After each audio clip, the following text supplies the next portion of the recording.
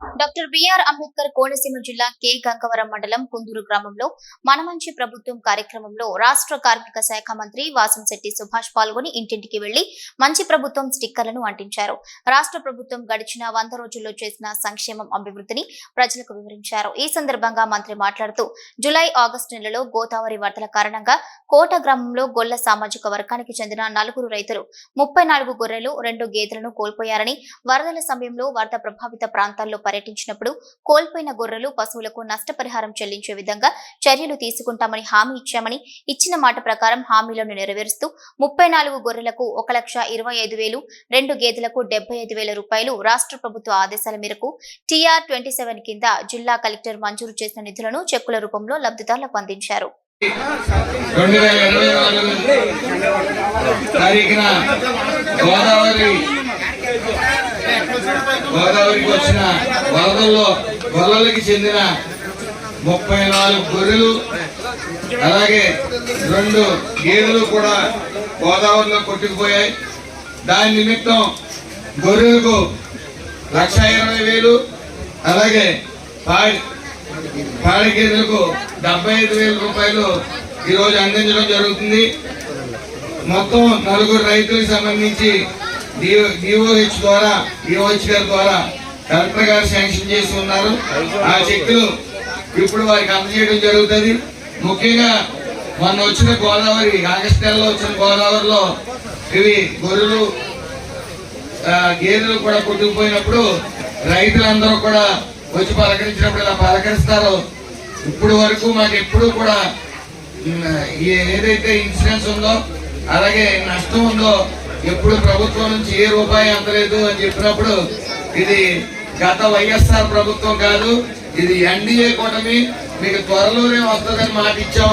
అదే విధంగా ఇది నారా చంద్రబాబు నాయుడు గారు, పవన్ కళ్యాణ్ గారు, లోకేష్ గారి ఆధ్వర్యంలో మరి ఈ యొక్క ఎన్డీఏ కూటమి 100 రోజులు ఎలా ఘనంగా ప్రజా సంక్షేమం కోసం ఆలోచిస్తూ అభివృద్ధి గురించి ఆలోచిస్తూ ముందుకు ఎలా సాగుతుందో ఇక్కడ డిఏహెచ్ఓ గారు అలాగే ఏడీ గారు కూడా చాలా వెంటనే రావడానికి కృషి చేశారు. అదేవిధంగా సుమారు ఆ రోజు జరిగిన ప్రాణ నష్టంలో కానీ ప్రాణ నష్టం అంటే ఈ పశువులు మేకలు కానీ గేదెలు కానీ నష్టం జరిగిన వెంటనే ఎంత త్వరగా వచ్చిన దాఖలాలు ఎప్పుడూ కూడా లేవు. మరి ఇవ్వటం కూడా ఈ కోట గ్రామంలో కానీ ఈ చుట్టుపక్కల ప్రదేశాల్లో కానీ తొలిసారిగా ఇక్కడ ఇవ్వడం జరుగుతూ ఉంది. ఏదైనా సరే ఈ ఎన్డీఏ కూటమి పూర్తిగా చిత్తశుద్ధితో ఉంది. ఓన్లీ రాష్ట్రం అతలాకుతలం అయిపోయింది. మన వైఎస్ఆర్ ప్రభుత్వంలో మొత్తం రాష్ట్ర ఆర్థిక అభివృద్ధి పూర్తిగా దిగువ స్థాయికి వెళ్ళిపోయింది. మరి రాష్ట్రాన్ని పునర్నిర్మించుకోవాల్సిన పరిస్థితి జగన్మోహన్ రెడ్డి తీసుకొచ్చారు. ఇప్పుడు నారా చంద్రబాబు నాయుడు గారు, పవన్ కళ్యాణ్ గారు, లోకేష్ గారు కూడా అదే పరిస్థితిలో ముందుకు తీసుకెళ్తా ఉన్నారు. మరి మొన్న విజయవాడ వరదల్లో కూడా మీరు చూస్తా ఉన్నారు. వరద నీరు ముంచెత్తినప్పుడు మరి ఇటు పవన్ కళ్యాణ్ గారు 6 కోట్లు, ఆ కుటుంబం 4 కోట్లు 10 కోట్లు ప్రకటించారు.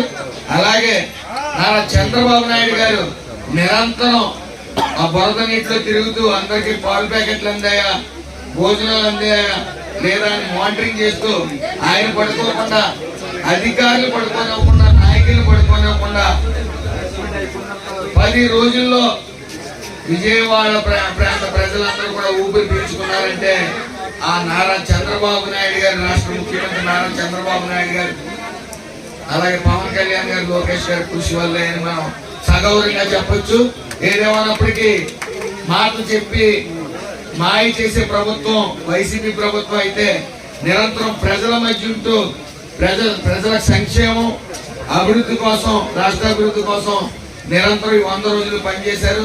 మరి మీరు గుర్తించాలి, సుమారు 65.18 లక్షల మందికి 7,000 రూపాయలు అంటే సుమారు 4,403 కోట్ల రూపాయలు మరి పెన్షన్లకి వచ్చిన వెంటనే అందజేశారంటే అది సాధ్యపడే విషయం కాదు, అది చరిత్రలో మిగిలిపోతున్న విషయం.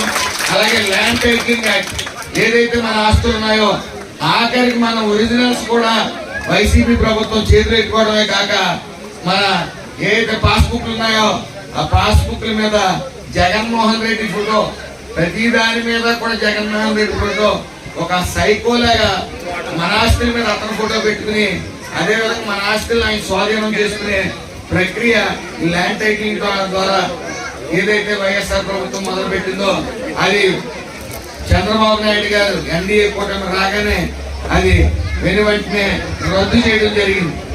అలాగే 5 రూపాయలకే అన్నా క్యాంటీన్ ప్రారంభించారు. ఉదయం టిఫిన్ కానీ, మధ్యాహ్నం భోజనం కానీ, సాయంత్రం భోజనం కానీ మొత్తం 3 పూట్ల కూడా 5 రూపాయలకే అన్నా క్యాంటీన్ వద్ద ఆహారం అందజేయడం జరుగుతూ ఉంది.